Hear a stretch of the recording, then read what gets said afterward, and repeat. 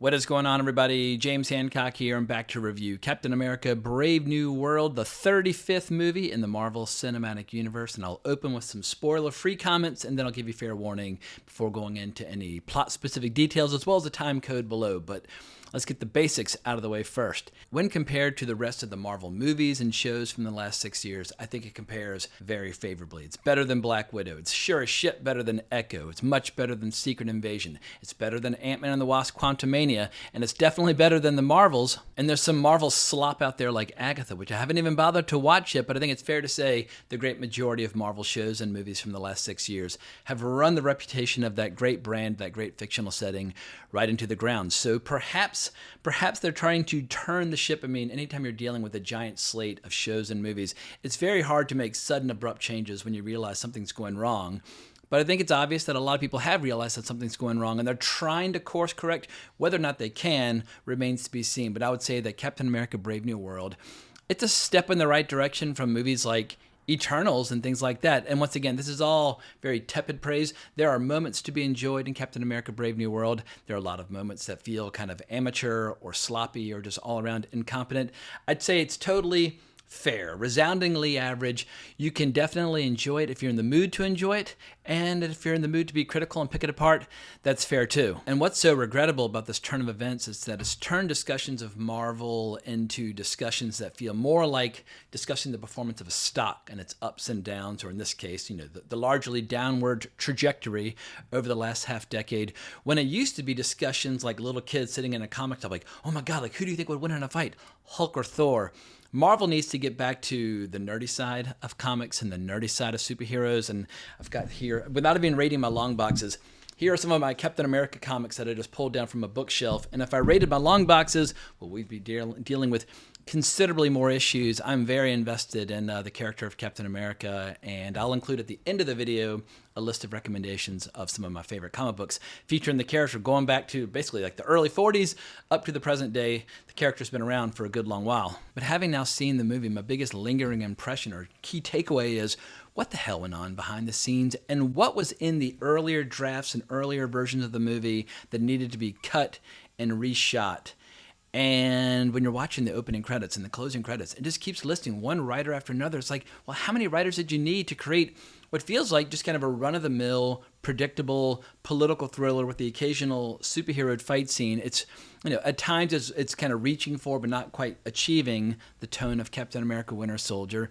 And at times it's reaching for the big budget superheroics that we associate with, the big bad Marvel movies. But speaking of it being kind of a straightforward, run-of-the-mill story, here's the official synopsis from over on IMDb. Sam Wilson, the new Captain America, finds himself in the middle of an international incident and must discover the motive behind a nefarious global plan.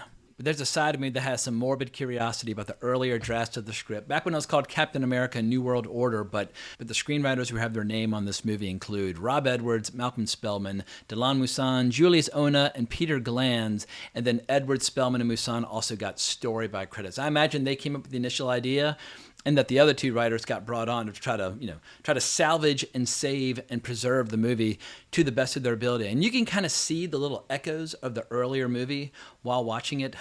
Some of the scenes are shot in a much more kind of gritty, gnarly fashion, but they don't quite pull it off. Instead of looking kind of gritty and intense, it just comes across as ugly. Like early on in the movie, I was like, this looks like shit. Like what is going on here? It looks like it was shot by people who aren't very professional or who aren't very experienced, or they're just, whatever look they're going for, they just don't have like the talent or the chops or the experience or the expertise to pull it off.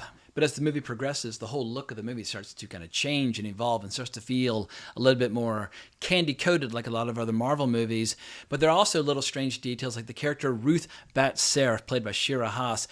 Apparently a lot of the rewrites and a lot of the reshoots involved her character, but there's one scene where she pops up wearing a suit and it looks atrocious, and then in the next scene she's not wearing it. It's like, well, how come that suit doesn't show up anywhere else in the movie? How come it's just in that one scene seemingly at random? And I guess they just did not feel like reshooting that scene. You would think they would try to like digitally like add like an overcoat over her or something, but in any case, you will see her in the suit for like 3 seconds, but once again, it just feels a little bit like a Frankenstein's monster where you have a bunch of different pieces from different shooting schedules that have all been kind of roughly assembled. But every once in a while, whether it's by accident or by design, the movie does come together, and I think that's due to Anthony Mackie and Harrison Ford, who, like, when you set aside all the special effects and all the costumes and all the action, you put all that in one basket, and you just have two guys talking in a room, the movie actually kind of works. I mean, Harrison Ford, living legend, I think he's in his 80s now, but obviously Han Solo himself, Indiana Jones himself.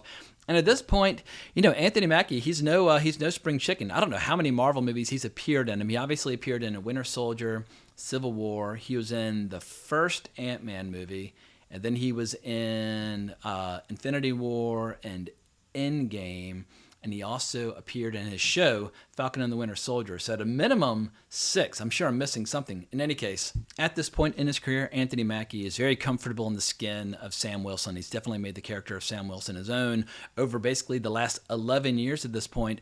And I remember hearing an interview with him, I think it was on The Nerdist years ago, maybe like 8 or 9 years ago, where he said, I'm not a movie star, the Falcon is a movie star. But I thought that was a really interesting observation about the modern age, where oftentimes the franchise or the character is a bigger star than the actor himself. But getting back to the interactions between Harrison Ford as President Thaddeus Ross, a.k.a. Thunderbolt Ross, R.I.P. William Hurt. I thought William Hurt was fantastic as Ross, but they recast him after he died. But William Hurt, I've been watching him in movies my entire life. Marvelous actor. If you want to see the early days of William Hurt, go back and watch Body Heat with him and Kathleen Turner. It absolutely fucking rocks. But Harrison Ford, he slips right in there, and he actually has some scenes where he gets to show some of that kind of gravelly charm of his, like when he's getting increasingly mad and frustrated and is starting to show signs of his inevitable transformation. But what's fun about the interactions between Harrison Ford and Anthony Mackie is that you can feel that shared history between the two characters of Sam Wilson and Thaddeus Ross, going back to Captain America Civil War, which I think, if I'm being honest, is my favorite Marvel movie. Like, obviously, Infinity War and Endgame were bigger and grander, but Civil War was one of those Marvel movies where everything dovetailed perfectly, but also at the same time, it got me really excited about what the future might hold. But that was 9 years ago, a long time ago. But it is cool seeing how these characters who have been around the Marvel Universe for a very, very long time, they're able to discuss their disagreements in the past and the possibility of working together in the future in a really interesting way. And I think Marvel needs to rediscover the joys of just great character interaction. Like, you don't have to make everything action-driven set pieces in front of a green screen with a bunch of expensive special effects. Sometimes you can just invest your energy into character and it'll work.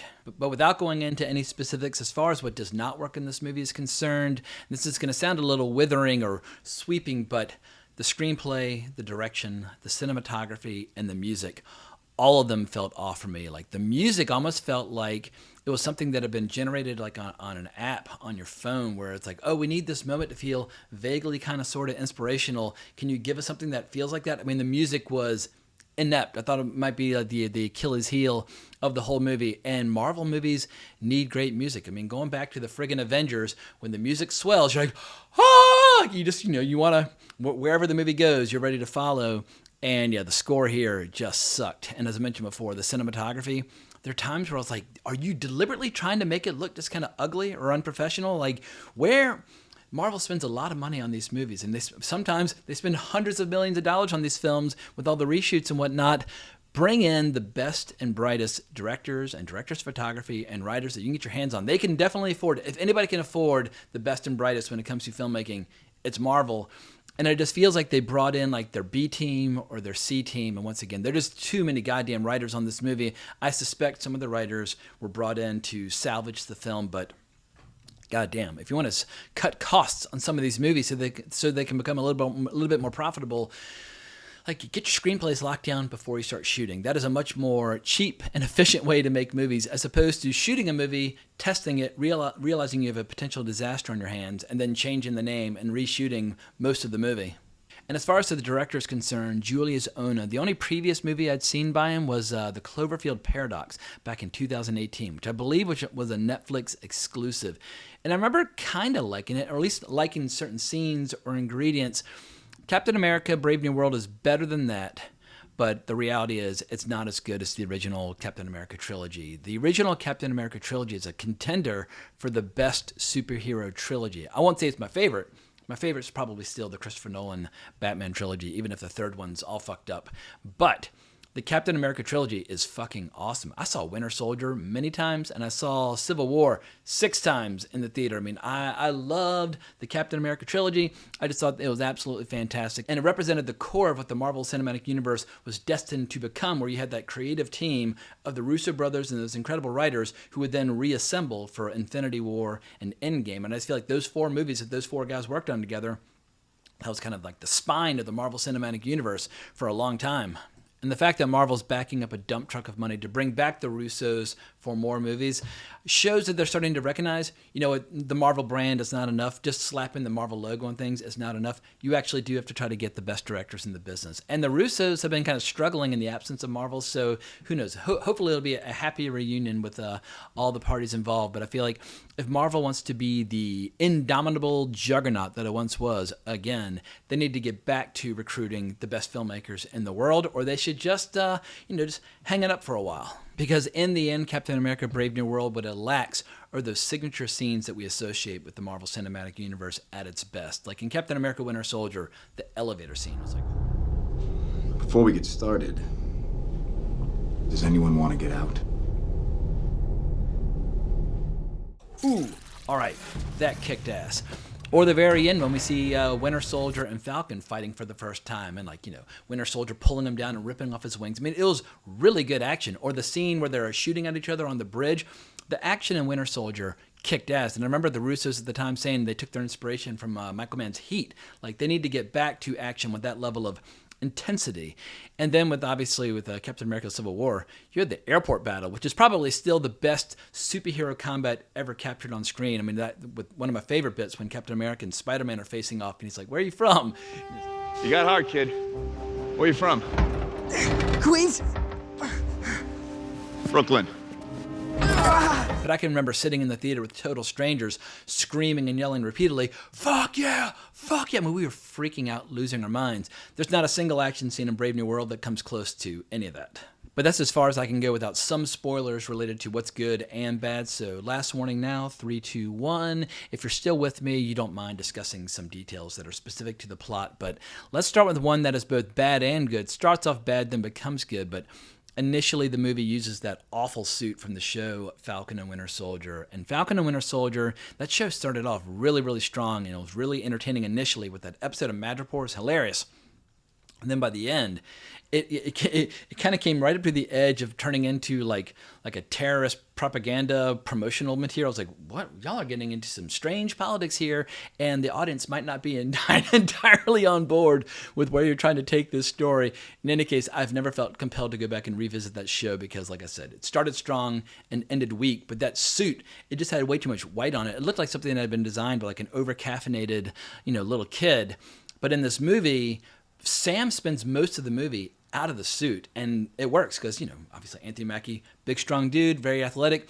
Anthony Mackie just walking around with the shield is the best costume. He doesn't actually even need the Cap suit to look like Cap. He just looks cool fighting people and throwing the shield around. But by the end of the movie, they bring out a much more kind of blue-themed suit, which I feel like is much more in keeping with the tradition of the character. But there's one lingering problem with the suit, and this is going to sound really, really nerdy, but I can't help it because I've got to put on my comic book nerd cap. I don't think the shield of Captain America and the power set of Falcon are compatible. You got to kind of pick one or the other. And if Sam Wilson's going to be the new Cap in the MCU moving forward, he should get rid of the wings. He should get rid of Red Wing. He should get rid of all the kind of the toys and the accoutrement of his previous suit and just let the new Falcon be Falcon. And he should just be Captain America. Just wear the red, white, and blue, use the shield, and just do your thing. Maybe get the super soldier serum as well. But I feel like when you try to have too many power sets and too many different kind of identities wrapped up into one, it gets a little muddy and confusing. Also, it just doesn't make sense that he's flying around the air fast as hell, throwing the shield. I mean, the Captain America shield physics are a little iffy under the best of circumstances, but you can kind of believe it when you see like in the comics as drawn by someone like John Byrne or Steve Epting, where they really understand the idea of like, it's almost like a basketball that you're kind of bouncing off things, and it can be really cool when done well.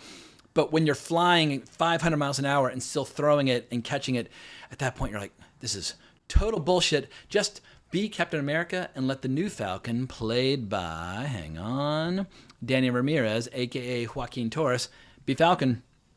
but it must be said, I kind of hated him in this movie. He's a very likable, energetic guy, but the screenplay for him, as written, they just made him so fucking obnoxious. And his suit looked like pure ass. So I'm all for him being the new Falcon, but they got to do a better job with his dialogue and with his look and his overall suit. Because if you go back to Captain America: Winter Soldier, Anthony Mackie's initial suit looked totally fucking badass. Go back to that initial look and you can't go wrong. But even if I was a little iffy on the new Falcon, I was much more iffy on Ruth Bat Sarath, who's kind of awful in this. She's so small that you can't believe that she would win a fight like in an elementary school, much less fighting spies and soldiers and super soldiers and all this crap. She's this tiny, tiny little woman. And I know she went through the Black Widow program and all that nonsense.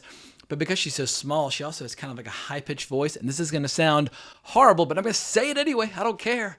She sounds like one of the Munchkins from Wizard of Oz. We represent the Lollipop Guild. Every time she spoke, I was like, oh my God.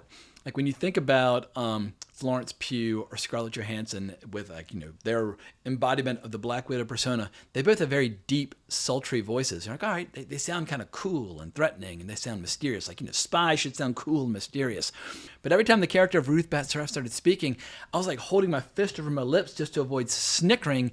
It is totally ridiculous. She's not compelling at all as a borderline kind of spy or super soldier. Just let her be a diplomat or like a bureaucrat or whatever. She does not also have to be, an ass-kicking Black Widow person. Giancarlo Esposito as Sidewinder I thought was a missed opportunity. I love the Serpent Society in the comics, and I felt like they should have just leaned into how cartoonish the Serpent Society was back in the day, where you just have like this round table of villains with all their snake-themed costumes, like Cottonmouth and whatnot. I just feel like if you're going to do the Serpent Society, embrace it. Like, embrace the comic book roots. And what I really liked is, I think it was either the late 80s or the early 90s, Captain America briefly was dating Diamondback, and she was kind of wavering if she wanted to become a hero or a villain. This movie would have been cooler if instead of using Joaquin Torres as the new Falcon, they'd set him aside and brought in a cool new actress to play Diamondback and let Sam Wilson get a little romance going with Diamondback. Because one of the things that made Winter Soldier so cool was that kind of fun romantic tension between Cap and Black Widow. That's probably the best movie featuring Black Widow of all the Marvel movies. She was incredible in Winter Soldier. And like when they had that awkward kiss, and she's like, is that the first time you've kissed someone since World War II? And he's like, oh, that obvious. Like, all that stuff was great. This movie could have used a little romance and a little sex appeal. And so if you had swapped out a sidekick for a love interest, especially one who is a former villain for the Serpent Society, that would have been interesting, but probably way too nerdy and comic book oriented for the modern Marvel universe, where they seem increasingly less and less interested in taking inspiration from the great comics of the past. And we got to talk about Tim Blake Nelson as Samuel Stearns, where a weird thing was going on, where if you've seen the Heavy Metal cartoon from 1981, there's one brief animated short in there where a humble janitor gets turned into a giant monster, and the person who is responsible is named Stern. Stern!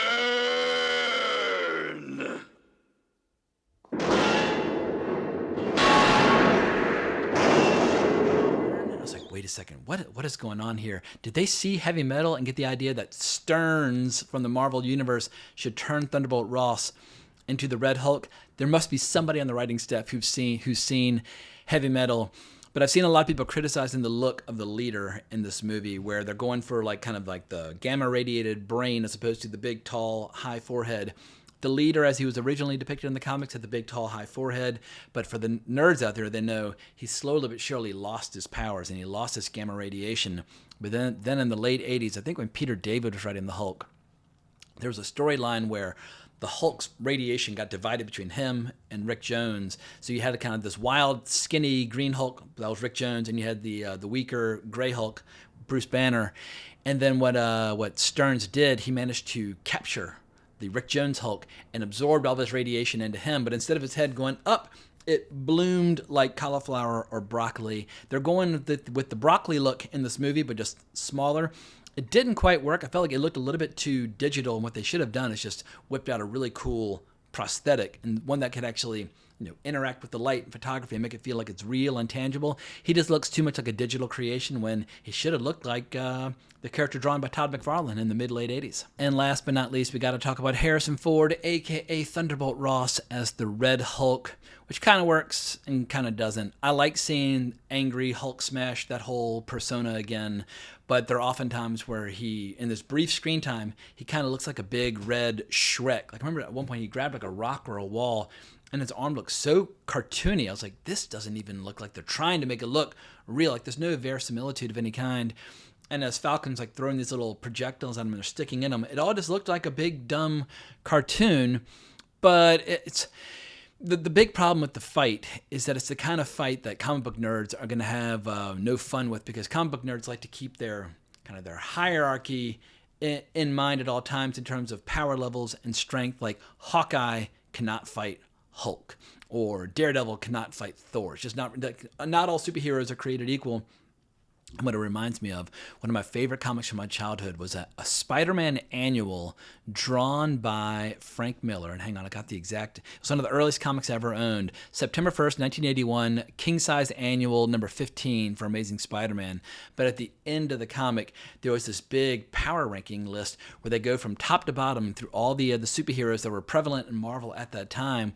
And so, like, from age 5 onward, I was like, all right, this is where Captain America's level is. And as you see in this list, at that time, Captain America considered pretty goddamn low, Spider-Man much higher, and then people like, Hulk and Thor and Wonder Man and whatnot near the very top.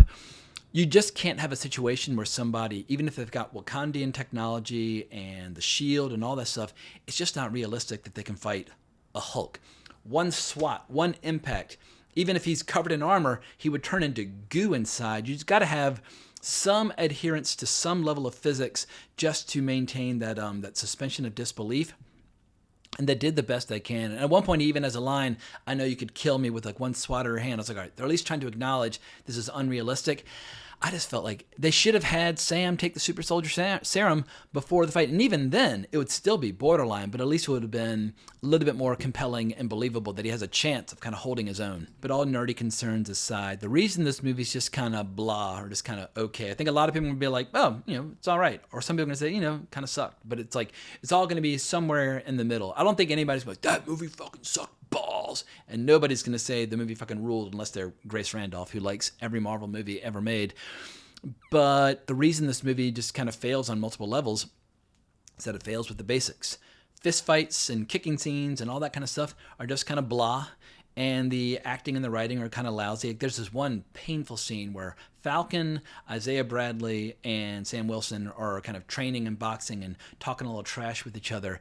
And it just feels like it's written by like children who have never been in a gym in their life. Like, go to a boxing gym and just listen to the way people talk just to make it sound authentic, or like these people actually might be capable of whooping some ass. And also, when you're dealing with people like Falcon and Cap who don't have any powers, it doesn't make any sense when they're like doing a bunch of weird, flippy, spinny shit.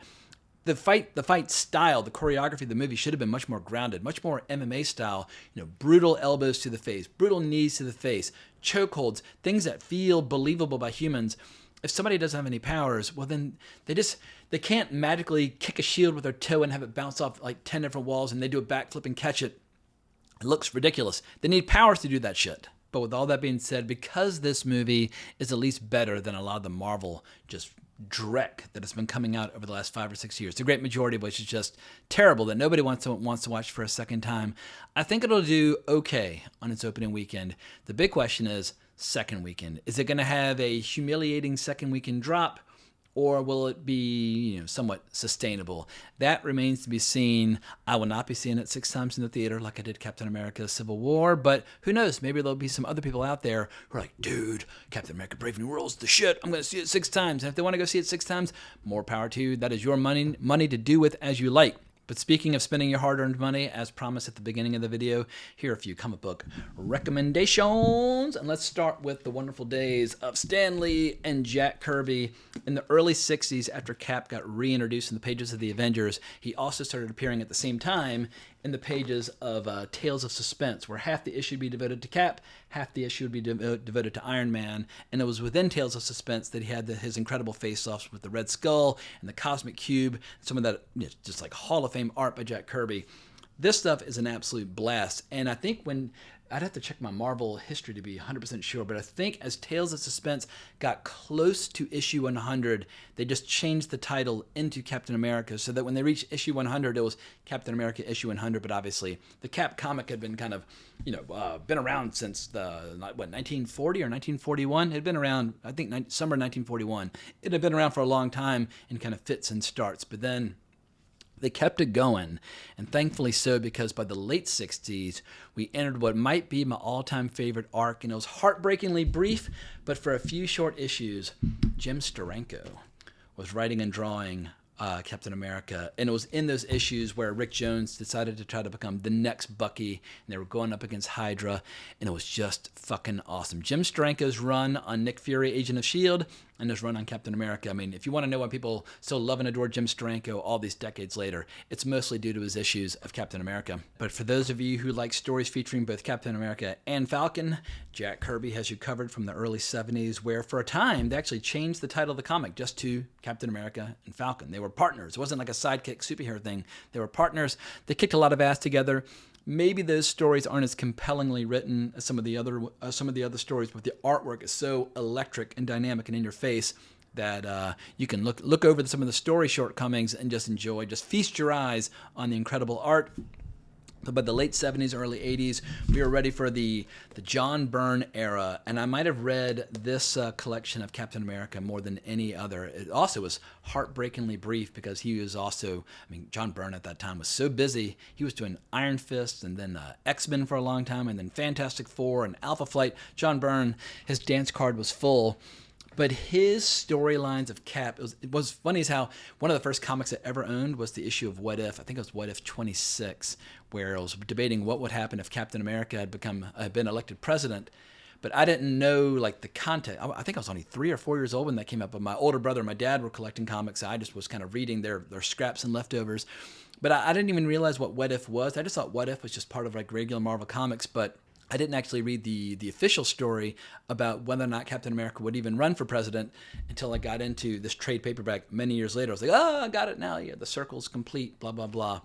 But if you're into some good old-fashioned classic Cap villains, as well as like some great fights between him and Batroc the Leaper and Mr. Hyde, there's some great shit in that collection. And like I said, I read it over and over and over again. I was a big, giant John Byrne freak as a kid. But after the John Byrne era, Captain America went right into yet another incredible era where you had Mike Zeck doing a lot of the art. And Mike Zeck was one of those guys where he was better with covers as opposed to keeping up with a regular schedule in a book. Although when he could keep up with a regular schedule in a book, you would get some great stuff like Kraven's Last Hunt.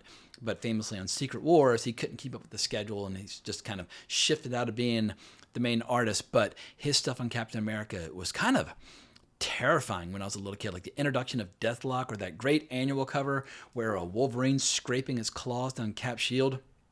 I fucking love Mike Zeck. He's one of my all-time favorite artists, whether he's doing Captain America or friggin' any hero you care to mention, but that early 80s Mike Zeck era on Captain America was very special. And it's probably due to Mike Zeck that I remained a regular subscriber and customer for Captain America for all the years afterwards, and there were plenty of ups and downs, lots of downs, during the 90s, and when Rob Liefeld was giving him giant man boobs and that sort of thing. But by the early kind of mid-2000s, they were ready to give us one of the all-time great Captain America storylines, and that was written by Ed Brubaker, drawn by Steve Epting, and as I mentioned earlier, Epting really understood how to make it feel convincing when Cap was throwing a shield.